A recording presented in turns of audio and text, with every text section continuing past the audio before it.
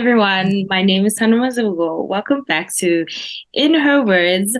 And today we have a special guest. But before we get to introduce our special guest, I would just like to say, can you please subscribe to our channel, like, and leave us a comment and tell us what do you think about this episode, because we're going to touch on a very controversial topic today. From policymakers, religious leaders, and many more, abortion is a controversial topic with polarizing opinions. With last year's decision to overturn the Roe versus Wade case in some states in the United States, abortion is now very inaccessible to some women. Today, we have author of The View from the Clinic and retired nurse Patrice D'Amato. Welcome to you, Patrice, and thank you for joining us today. You're so welcome. I'm excited to be here. I'm actually not completely retired. I work in abortion care. No. I've been working part-time and I have joined back. I do work in abortion care now too. I do telemedicine, telehealth for women across several states with abortion. So if you have any questions about that, I'm in the field. Okay, you're still working after 40 years of almost 40 years of working in the healthcare industry. How is that you're still a working nurse? Okay, well, I was really young. That's what I'm going to say. And I tell people, so I was 20 years old when I became a registered nurse. I went through like a 3-year program. And I always tell people I was so young that I was too young to go out for a drink after work. I could give morphine all day to patients, but I wasn't old enough to have a beer after work. That's how young I was. Yeah, which is a crazy lore. I know. Lots of crazy things here in the United States. But so the good thing about nursing is that you can work in a variety of ways. I don't work full time anymore. I work, a couple days a week. And I've done that off and on throughout my career. So I would say I've paced myself somewhat. In your book, you speak about your mother being a person that inspired you to go into this field, this controversial field. Can you please let us know just a little bit? Don't give everything away. People need to buy the book, first of all. And I loved your book. Good. As a serious topic, but it was we'll talk about that. Okay. All right. Yeah. I just listened to your other author podcast, and I really loved hearing what you had to say because I'm a first-time author, but I love to write. So it was really a lot of fun to listen to. So my mother was not happy that I chose to go into abortion care. My mom was a nurse, and my grandmother was actually in one of the first nursing programs in the entire country because it was like the 1920s. And so she had to leave. She was in the first class, but her mother died after having 13 children. And she had to go home and take care of the other kids. So she didn't get to finish nursing school, but she was extremely proud of the work of being a nurse and of my mom. And my mom was very proud too. So my mom was in nursing school in the 1950s. And at the time, abortion was illegal. So my mom loved to tell us stories about, her experiences working. She didn't get to work very long. She actually only did most of her nursing as a student. And back then, the students ran the hospitals because it was cheap. It was free. Typical for women, a women's work, quote unquote. So, but she did tell different stories. And one of the ones that stuck with me was her talking about a woman who was pregnant and wasn't sure if it was from a rape or if it was from her husband. And there were many stories like that of women who weren't allowed to terminate the pregnancy, or there were botched abortions. We all heard about that, the coat hangers and people's desperation in trying to get an abortion. And so my mom saw all of that in the hospital, and it really stuck with me. It wasn't what I chose to do initially in nursing. And it's only been about like 10 years of my career off and on and part-time in that field because it's very intense, as you can imagine. But I did feel called to it, and been called back to it since I wrote the book. Actually, I wrote the book, and then I talked to some of my old colleagues, and they said, we really need somebody to handle all these telemedicine calls. And I said, oh, I could do that. So I get to work from home now, which is a little less intense than crossing the picket lines with the protesters and the violence and things like that. So yeah, my mom was not happy. She said, you could have picked anything else. Could you? And I said, but it's your fault. You're the one who sat at that table, a good, 1960s housewife, and told us these stories about women and how outrageous and how, just what a shockingly horrific situation it is. As I said, I read your book and it was such a heavy topic. It is such a light and uplifting and funny book to read. That your really shines through in it, because I was like really concerned. I was like, oh my gosh, am I gonna cry this whole time reading the book? I'm so people say that they think it's like think you're gonna have to go do a workout, or like it's like, oh, I have to read this because it's like for me reading something from the Holocaust, like, oh, I can't do it. But it actually is. There's funny things and everyday things. It's, 1 in every 4 women in the United States, and I'm not sure worldwide, will have had an abortion. It's that common. And so it's such a common everyday thing. And when you work in it, that was my world. So we had funny days, we had serious days, we had boring days. Sometimes it's boring. It's not a very complex procedure, and it's certainly extremely safe. So, the thing that made it most interesting were people's stories. And you do say that it's one of your uncomplicated, safe, and routine type experience in the medical field. And I find that very surprising that, yes, it's this big thing in the world that's made out to be this horrific, horrible situation. But it's, as a professional that deals with it, it's kind of substandard, like this is what you deal with, this is what you don't do. And that was very interesting to me. So you do you do say that you had experience within surgical abortion. And I don't think a lot of people know the difference between a medical abortion and a surgical abortion. So what is the difference between a medical abortion and a surgical abortion? Okay. So now I work a lot with medical abortions too, because, in this country now, it's become much, much more popular, and it had to for a couple of reasons, most of which is that you can't get, an in-office or surgical abortion in 15 states now. Wow. So women are traveling miles and miles, and it's really frustrating. So the medical abortion is a little bit easier. So a surgical abortion, and they don't always call it that. They call it an in-office abortion because it's not really surgery, but it's like if you've ever heard of women say, oh, I have to go in for a DNC, a dilatation and curettage.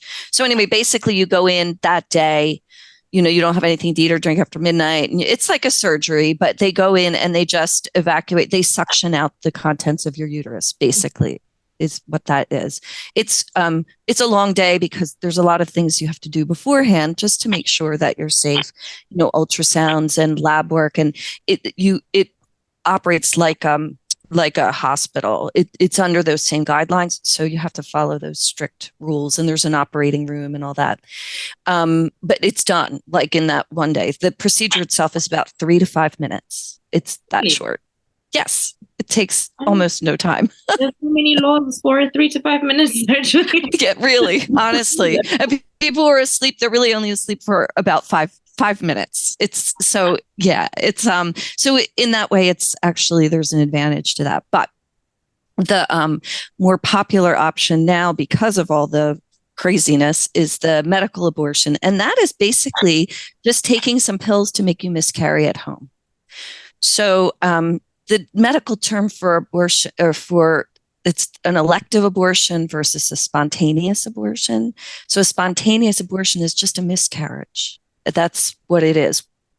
So when you do a medical abortion, you're just taking pills to start a miscarriage. And so women will take one pill at the office and then, because that will stop the pregnancy. And that's what they're debating right now is the safety of that pill. It's so safe. It's been used for, millions of patients, but, it's more of a political thing. And then they go home and they take 2 more pills, which will induce bleeding. And then that will make them miscarry at some point. It usually happens pretty quick within like 24 to 48 hours. They'll just have a miscarriage at home. So you really have to plan for that. And I think a lot of women, it hurts. It's if you've had a couple of kids, maybe it doesn't seem like such a big deal. And most women who have an abortion do have children. That's something that most people don't know. But if you've never, even been pregnant before, and it can be scary, because you're passing this, pregnancy at home. And I had a miscarriage at home, and it hurt like hell. It was very, if you prepare for it, you can be okay, but it can be scary. So that is the difference between the two. What are some of the misconceptions that you've heard about abortions? Because I'm sure you've heard many. I hear them all the time, all the time. So there's even billboards, when you're driving down the highway on the city, through the city, abortion causes breast cancer. And so that's a common one that pro-life people will say. And it's based on a tiny, poorly done research study from like the 1980s. So, yeah. So, they've refuted that so many times. But so they'll tell you that you'll get breast cancer. People will tell you can't get pregnant ever again. People tell you you're going to burn in hell. So I don't know if that's a myth or not, but I believe it is. Yes. So there's a lot of, they're trying to think up a lot of medical things to scare women. There's also clinics here that women can go to that look exactly like regular abortion clinics, but they're run by pro-lifers and they go in. Yeah, it's so sad. I didn't know about them. And I'd have patients who said, well, that clinic told me that, I can't have an abortion. And that if I do, my uterus is just going to fall out of my body. And I was just, where is this coming? So they will set up clinics that look exactly like, reliable healthcare clinics. They even sometimes make the furniture look the same to confuse women. And they're usually in poor areas. So women will go in and they start counseling them and they do all these ultrasounds and look at your baby, look at your baby. They look exactly like legit medical clinics. So it's frightening. That is crazy. That's a lot of effort to put into trying to discourage someone to have a child or just medical care, which people do surgeries and liposuctions and which is more extreme than the procedure that you have explained. Right. And it's just, that is so insane. How is... Well... Sorry. So this is the thing. And this is where, because everybody usually will ask me sooner or later, how do we get out of this? How do we change people's perspective on this? So this is the thing. I say, go into the space of understanding these pro-life people that are setting up fake clinics, funding them with millions of dollars, and standing out on the sidewalk and influencing politicians or the other way around, and really understand who these people are and own it, a little bit of it in yourself to really, I do sympathize with them because they believe that they are saving lives. This is the holy war. They believe that they are saving innocent souls. They believe that, they're fighting a holy war. That's what I call it, the holy war of the womb. We don't get to go out and fight holy wars anymore. People don't get to get up on their horses and go to battle anymore. So they've taken this. This is now their thing. And many of the people who were part of the insurrection here in the United States on January 6th have taken on this because it feels so righteous, oh, I can fight for something. And they're not really thinking through what they're fighting for. And there's a lot of propaganda that they're believing about it. So I think that's, where we start to really understand it. Understand where these people are coming from, because otherwise you just think this is insane. How could this even happen? But it does happen, and it is happening, right? Yeah. And going to work every day with people protesting every single day is very interesting to me, because like protests or something that, happen and they're planned, but every day you just going into your work, doesn't that scare some of your patients that, oh my gosh, there are so many people that are at the door of this place, and it's shameful. I can just imagine if you're scared and you're a young girl trying to go and get this help, or a mother who's already had children and can't afford to have more children, and now you have to go against these people that are just pro-life, and you are going to hell, you're going to die or whatnot. How is that dealing with patients? And you do touch on the mental health of patients a bit in your book as well. Mm-hmm. Yeah. So they weren't there every day because, it's not their problem, really. There was one man who was there every day. And I said in the book, too, I talk about we had a really strange, but kind of cool. It was almost like a friendship, like a respect, because he was there every day. Clearly, he was an older gentleman. They're always old white men, by the way. They are. I could talk about why I think that is, but disproportionately, you don't see old white men doing much of anything like that, but they're always at the clinics. It's always older white men. And then sometimes there's more organized groups that come as well.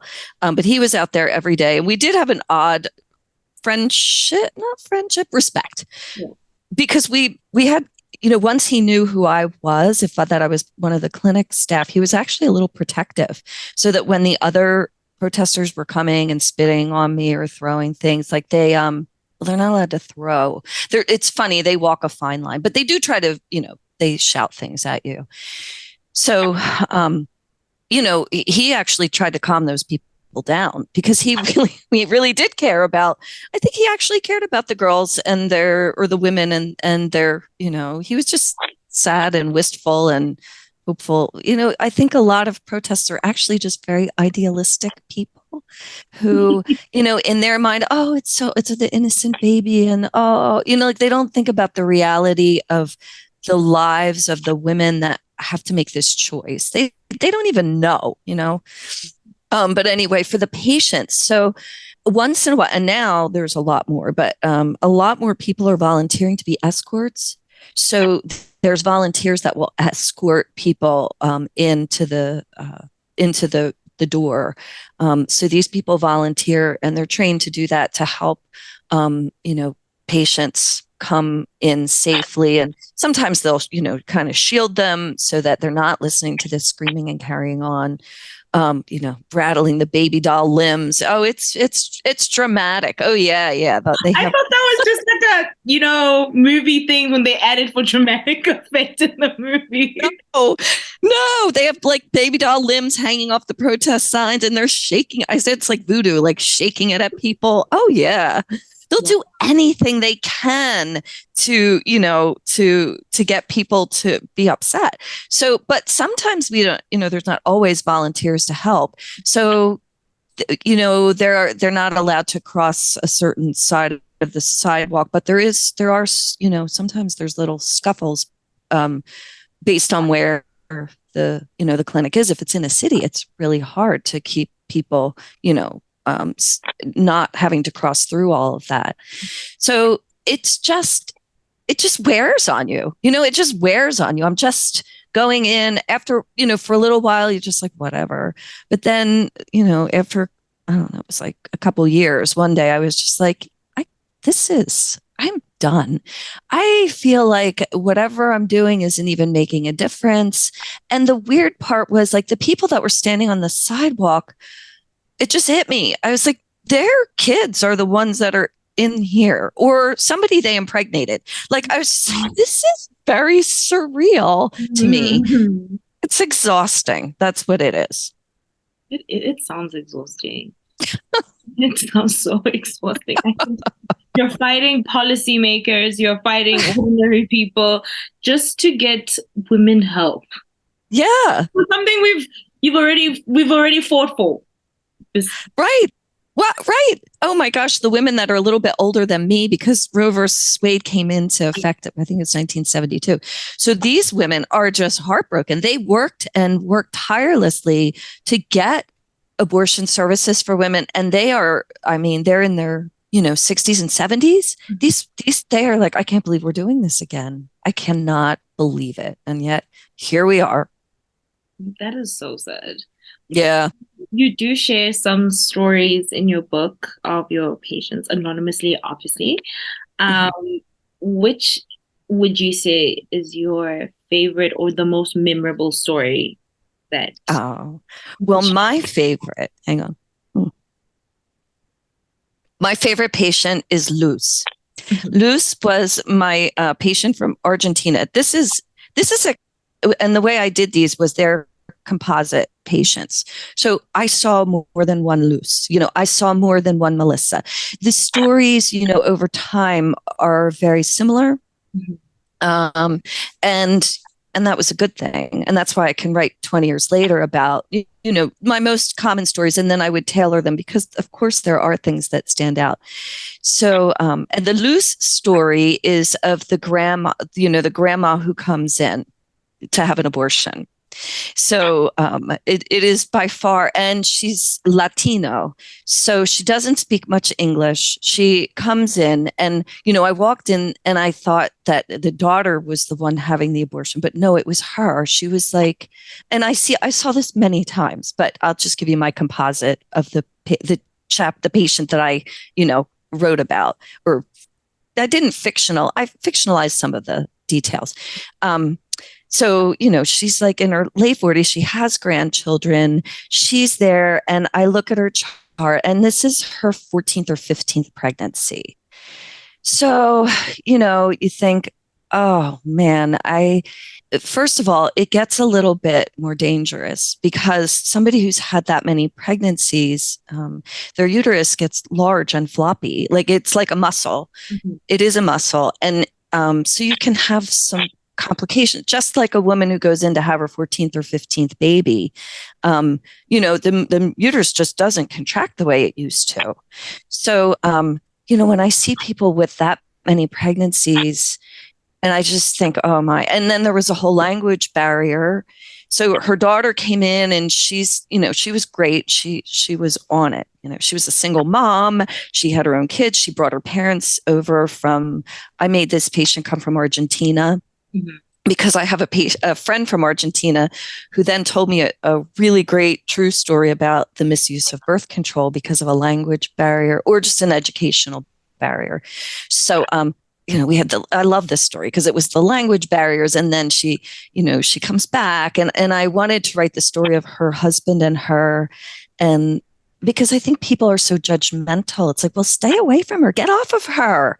But, when you looked at the story from his view, he had nothing else in life, other than maybe to enjoy a little bit of lovemaking once in a while. And, so my heart really went out to them. I'm older now, I have some gray hair, and people think, oh, how could you have sex? That's disgusting. And and it's not disgusting, right? Yeah, right? We're human. And they're married. Like they're men. Like what? But you hear that, especially for a woman who's had that many children, and it's they're hating on the man, leave her alone, leave her, but it's more complicated than that, right? And then, she comes back for her visit, and she brings with her translator is her 11-year-old granddaughter. And then I have to talk about birth control and sex and everything through an 11-year-old translator who it's her grandmother, so all of those factors, it's Yeah. Felt like I did a shitty job. Like I really didn't No, I get don't through. Well, think. I did my best. I did my best, but she got pregnant again and is back. And, and that happens all the time in healthcare because we don't understand people's stories. We don't necessarily understand cultures, let alone languages, and contexts for things. So we do our best. And those kids that have to translate for their parents and grandparents do their best too. So it's just complicated, but she was my favorite because you don't think about the lady in the house dress walking through Walmart with the shopping bags and the million grandkids being the patient. We don't think of that. And so she's probably, out of all my very beloved patients, that composite is probably my favorite. You're so compassionate and so loving and speak so fondly. And that just the book encapsulates you and the person that you are.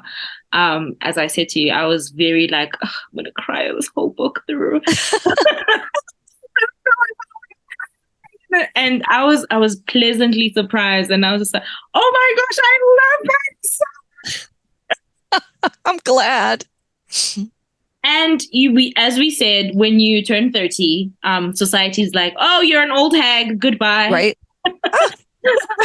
Let's put you away. What inspired you to use your voice and your platform in this way by writing a book, starting a new career? You are now an author. I am. I can't believe it. Yeah. So I always loved to write. I loved writing and I love storytelling. I tell really good stories. And nurses in particular, if you know any, we love to tell stories to each other. You can't share too much outside of our own little world, but we tell stories. And that's actually how we get good at what we do. And I know I've talked about that a little bit. But stories are really powerful.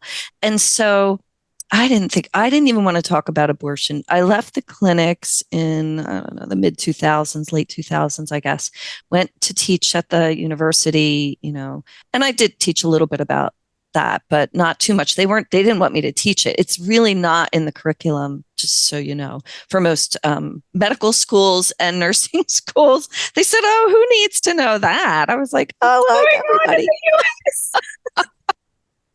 It wasn't even Catholic, it was like anyway. So, what made me want to write this was actually the Me Too movement. So the Me Too movement started a few years ago, and I was listening and I was hearing all the nonsense, and I'd heard nonsense off and on about abortion. It would come and go, the being fired up about it.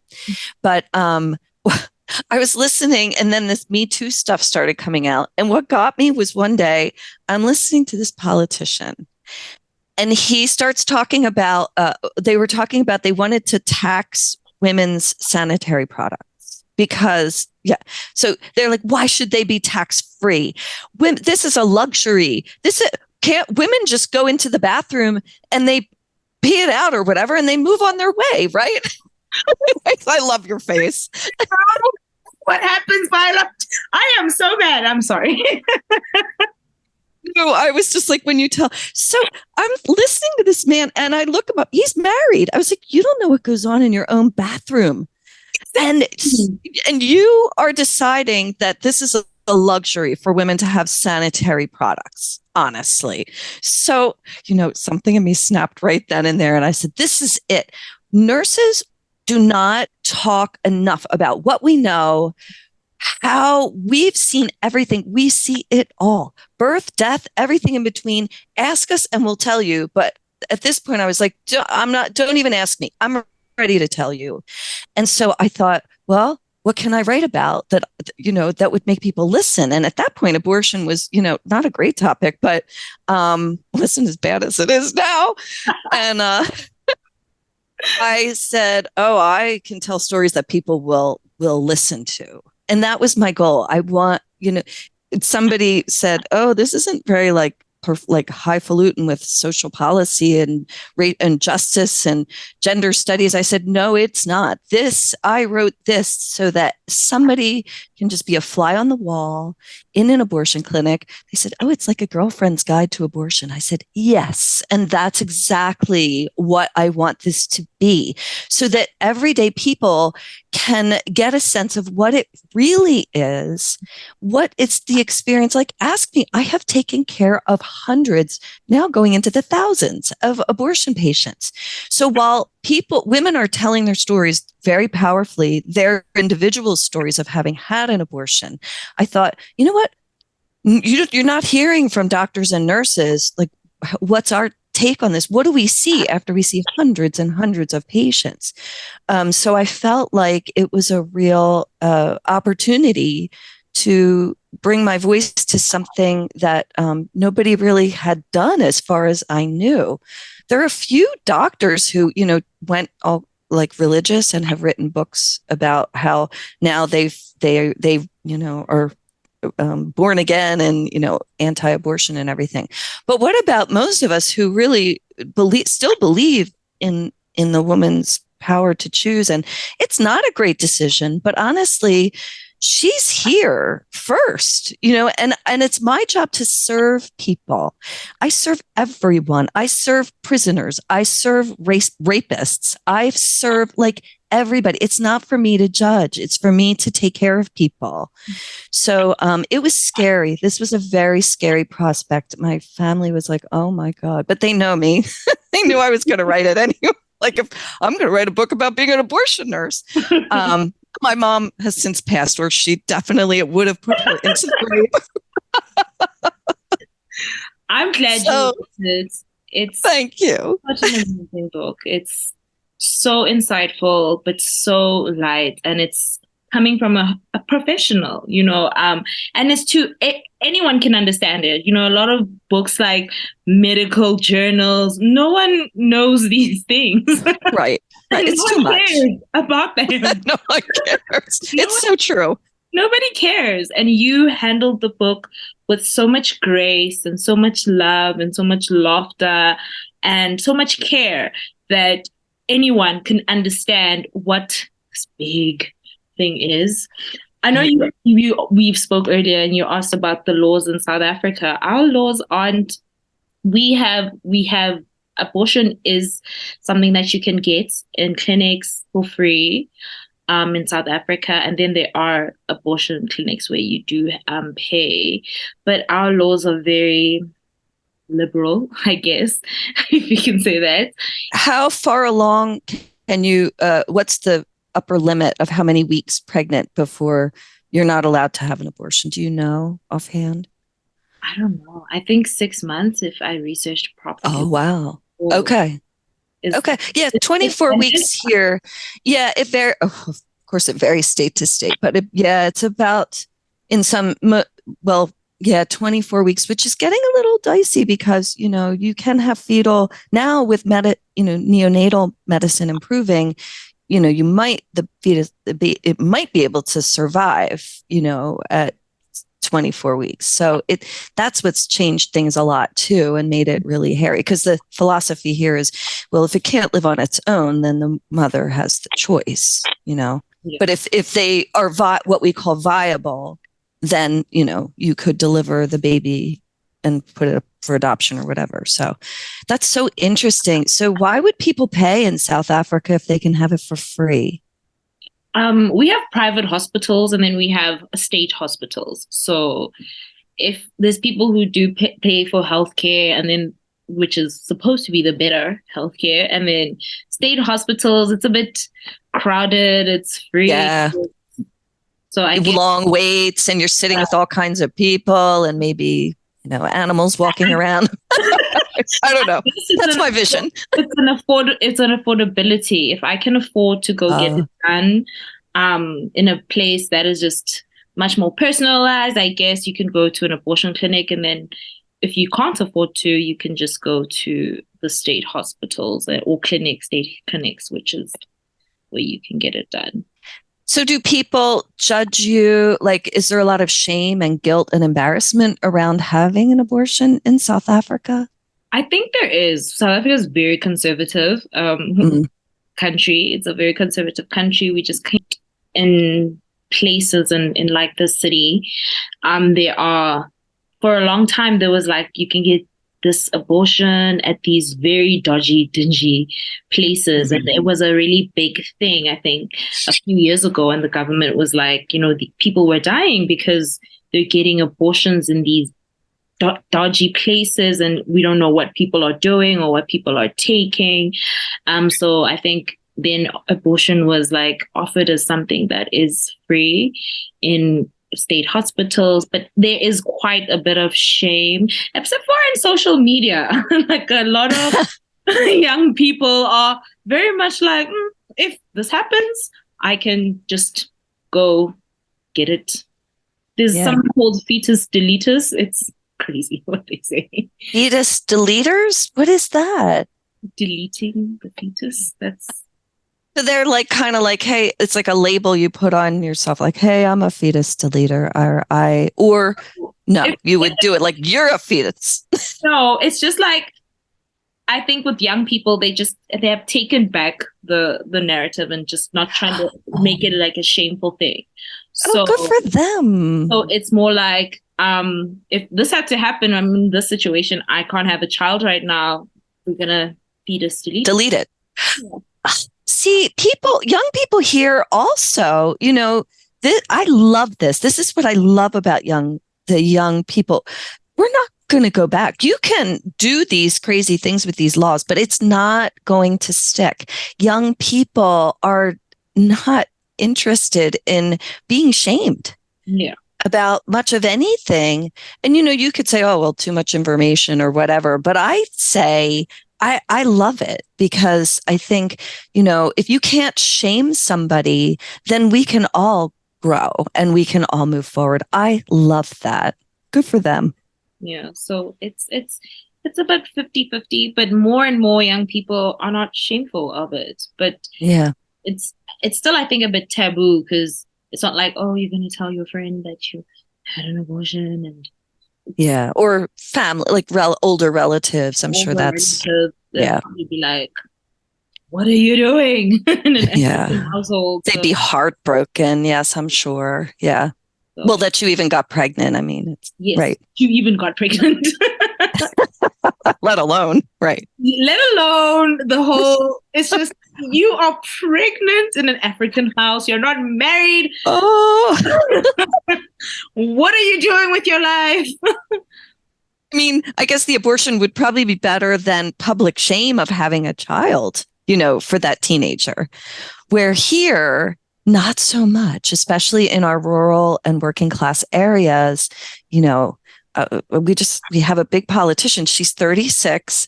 She was a teenager when she had a baby, and she just announced that her 15-year-old son has his girlfriend pregnant. And, she said, well, we care about life and we find the sanctity of life. So she's really been on this rampage. And so a lot of people, conservative people, have gone along with that. So that's an interesting thing as well. That is very interesting, because you're 15 and you're a parent. Right. And that's we because we believe in life. It's like, okay, well, do you believe in contraception? There's such a lack of education. Well, there's a lot of, people against contraception too.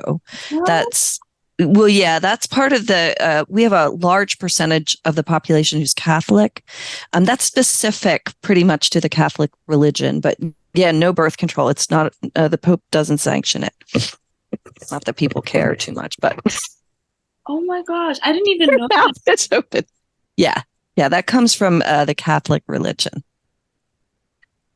They have a lot of problems there, first of all.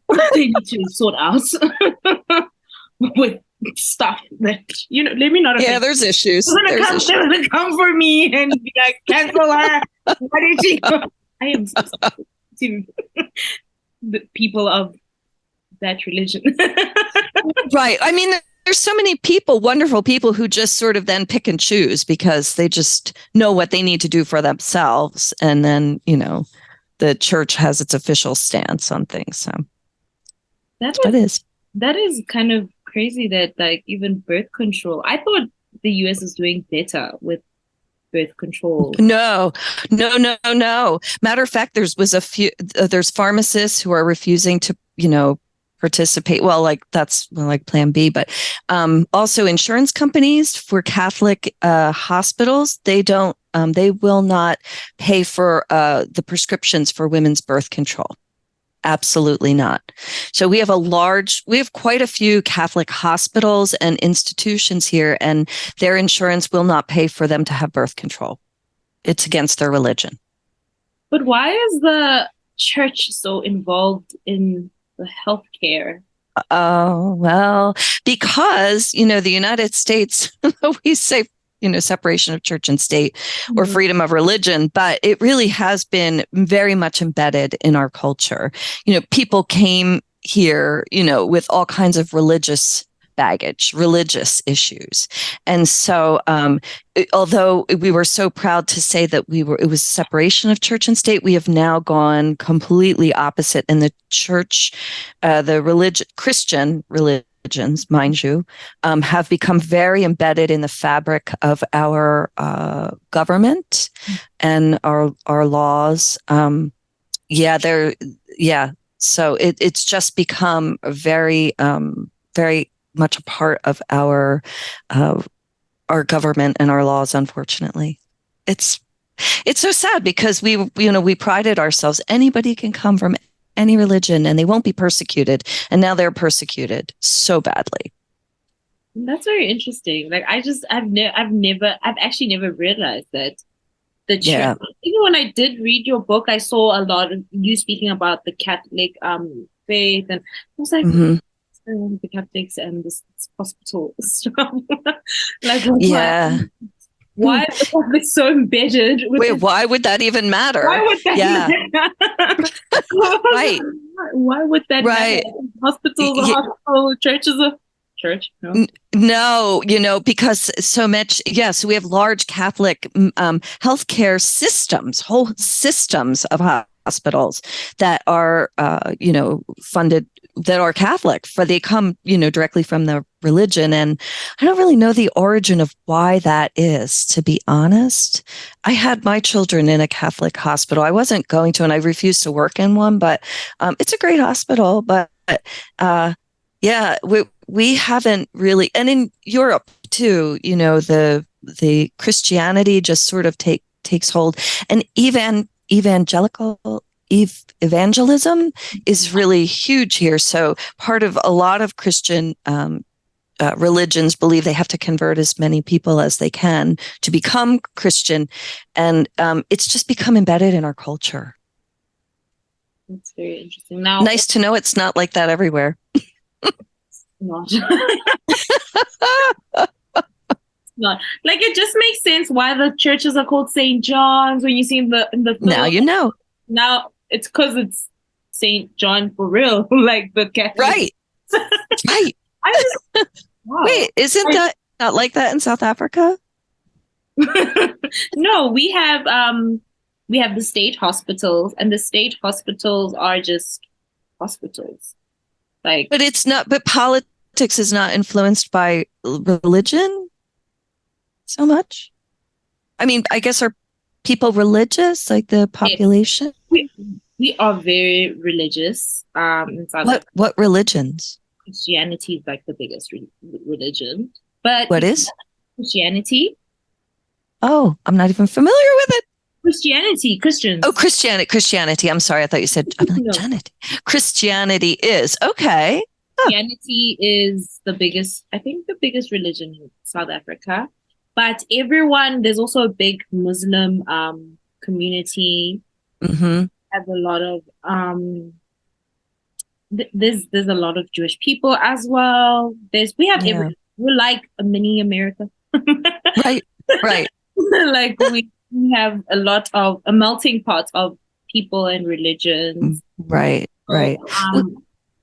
So, yeah, we do too. But And so all of these groups are feeling very marginalized, and they're actually bringing cases and saying, the government can't tell me not to have an abortion. I'm Jewish. And that is a violation of my religious views. So it's gotten kind of crazy. But the bottom line is that it's the same people that are the conservative people are very worried that all of these other religions and people of other colors, there's a lot of racism and fear that is pushing, all of this ultra right-wing conservative Christian stuff. And this is just one thing that they're putting on it. And the irony of it all is that 75% of all the abortions occur for women of color. So they're so afraid of having Black and brown people, take over, because that is becoming the dominant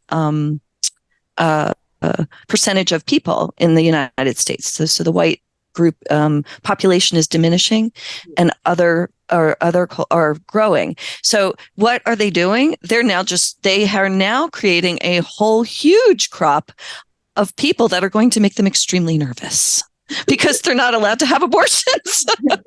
So I think it was, I saw, I think it was just a TikTok that I saw about how the reason why for this law change is because of conservatives wanting, to grow the white population. But if you want the white population to grow, everyone else is going to grow. Exactly. Right. That's exactly right. Because, so this small group of affluent white people, they're getting their abortions. Trust me.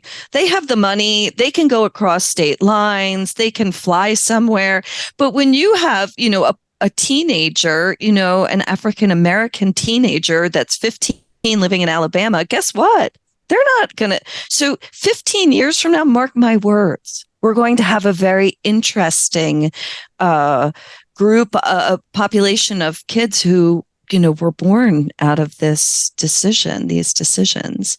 And the sad part about that is that we know that women who have children that they really didn't think that they could take care of, that they would have preferred to terminate, the outcomes are much worse. The women have more depression. There's more poverty, lower education, all those things that wouldn't be surprising, right? So as we force these women to carry these pregnancies to term, we're going to have a whole population of kids that were born out of this. And I think we're going to see more more poverty, more mental health issues, crime rates will probably go up. So it is sobering as well.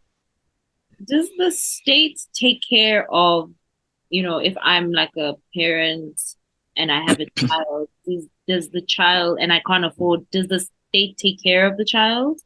Well, that was the argument that they would, but not really. So they, not really. There's no, a woman, they're not giving them childcare. There is no childcare for welfare. Welfare is our system, and Medicaid are the social supports for people who don't have enough money. So no, that's the thing. It's terrible. I mean, you will get health care if you have to go into the hospital, but then that drives up the rates for everybody else. So no, there is very little support for a woman who is forced to carry a baby to term. Very little. And they promised that there would be, but there aren't. The money is not going to social programs. It's going to the military. So that's been a huge argument. Is fine. If you want us to have these babies, then help us take care of them. But we're not. And even, the one governor in Texas, they won't even let a woman who's been raped have an abortion. And he said, well, we're in Texas. We're just not going to let people rape people. It's just not going to happen anymore. And that hasn't happened. How would you stop that anyway? It's just tough talk. Tell me. I'd like to know. They're not stopping it right now. What's going to change? Just law? Well, it was just like tough talk. Erase all the rapists as well. Right. Well, that's just not we're not going to put up with that. Well, it's just, crazy. So we have people that are being raped that can't. We had a 10-year-old raped, and she had to be flown, taken to another state. But now you can be held, you can be imprisoned for helping somebody go out of state. It's so not even real. I can't even explain to you what's going on. Women are dying, and they know that the fetus is dead inside her, but they have to wait until she gets an infection before they can remove this sacred fetus. This is what's happening. I'm not kidding. Wow. Sorry. It is so sad. Yeah. It is so sad because I thought maybe we have this thing called a social grant. I mean, it's not enough. It's probably like, it's not even that much. Probably like, how much is the dollar to the rand? Sorry, I'm doing the conversion. Oh, I don't even know. I know. I'm doing the conversion. Well, you know more than I do. I don't even know the numbers. So. It's like these women will get it's like $15 to $20. $20 for what? For a child. For just okay. Well, that'll get some diapers, right?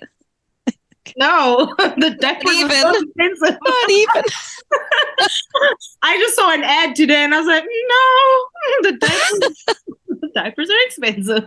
They're really expensive. Everything, and then childcare, everything else. So yeah, no, we're not really supporting these. You would have thought, and that was what they said. Oh, well, we'll take care of you. No one will take care of you. Those people that are screaming to you on the street, they're not taking care of you. There's some, Catholic social services, there's a little bit, but it's stopgap, and it's not nearly sufficient. They did have a guy who went out and interviewed all these protesters. They said, how many children have you adopted? And they say, oh, none. Like, yeah, right.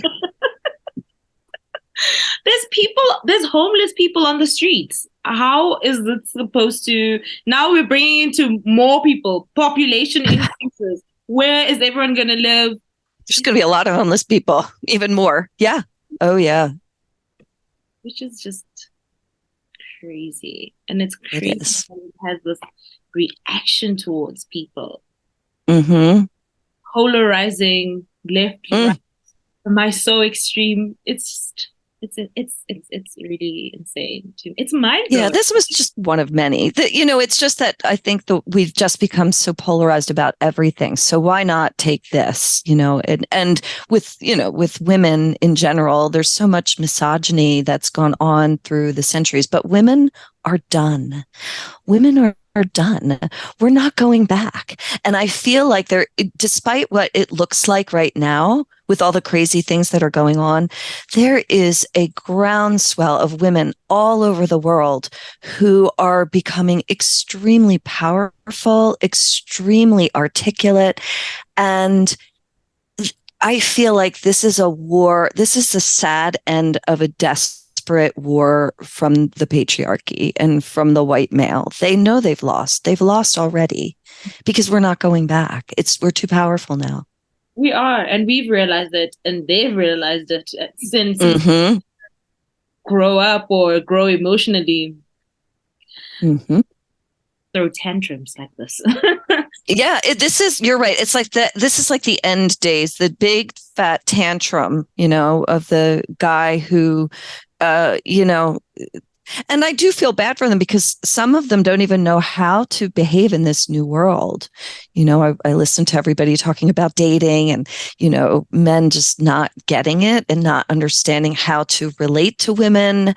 Women don't need men anymore the way we used to protect us or help us buy property, or we don't need that anymore. So it's a whole new world of trying to negotiate those relationships. And it's, terrifying for some, exciting for others. Dating scene is not the best.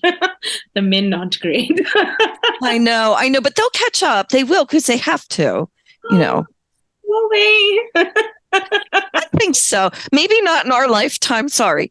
But they are they are trying. They're just very confused, about how to do this. I have a son who, he can't get a date to save his life. He's handsome. He's nice. He's college educated, but like women are expecting an awful lot from men, and he doesn't even know how to flirt. So he's like, Mom, I don't even know how to, women are out of my league. They're just so amazing and put together and this and that. So have patience with the nerds. Bless them. I love nerds. Like, the nerds are the best.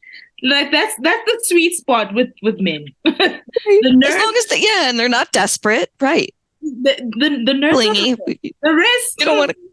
I know, marry a nerd. I'm telling you, or they do make the best partners because when I met my husband, he was just so sweet. He didn't even know how to play games. He didn't do any of those things. He was like, "Why would I do that? I think you're a really nice person." And he'd cook me dinners, and he's still doing that. Like it doesn't even dawn on him to be like a jerk. So he was quite nerdy and sweet. Marry a nerd. That's the advice. I love that advice. That's what I'm gonna go into, marrying a nerd. Oh, right, because they're not even players. I mean, they don't even know. They wouldn't even know how to begin with that. So, and I know my son will meet a woman who's probably done with all of that player, crazy macho thing. He said, but why did they like that, Mom? Why did they like being sweet talked like that? I said, you have to learn, right? Fun. And you're like, oh, no, he's terrible. He's a jerk. Leave him alone. Run. I always tell my friends, no, not that guy. No. Right. Because you don't need to anymore, because women have really accelerated in their growth, in their spiritual growth faster. I'm not saying all women and all men, but as a group, I see women progressing really rapidly, and men haven't quite caught up yet. Some will get there and they'll do really well. But right now it's like women get it. And we're dealing with people having temper tantrums and trying to control our bodies. And Patty, thank you so much for your time. Any last words that you would like to give our audience from you? Oh, the only thing I say, I say walk a mile in someone else's shoes. I mean, it sounds so cliche, but it's really true. I think the only way we're going to heal is to really try to put ourselves in the shoes of somebody who's experiencing something that we can't understand before we judge it, before we judge, the girl that's getting an abortion, or before we judge the protester that's out waving their sign with their baby doll limbs. We all came to these places from somewhere. And I think being able to understand that is really the key to moving forward. That is so lovely. Having more compassion for others, as it is in your book. You need to get Patrice's book. Thank you. It's an amazing book. You just have. I did an audiobook too. So for people who don't like to read books, and I narrated it myself. Oh, with your soothing voice. I love that. Yes, right. So yeah, it's an audiobook, it's an ebook. So, it just gets you to think.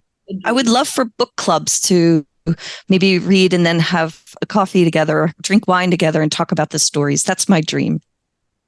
And that's going to happen. We're putting it out there. We are manifesting it, and it will be read. And we will find you on Oprah's book club, or yeah, maybe someday.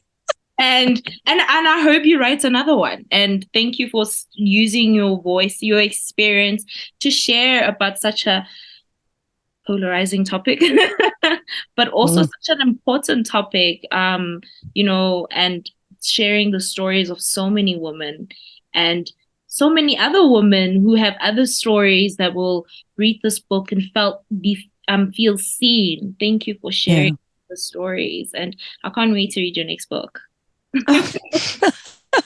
Well, thank you. It's been so nice to be here. Thank you so much. Thank you for your time.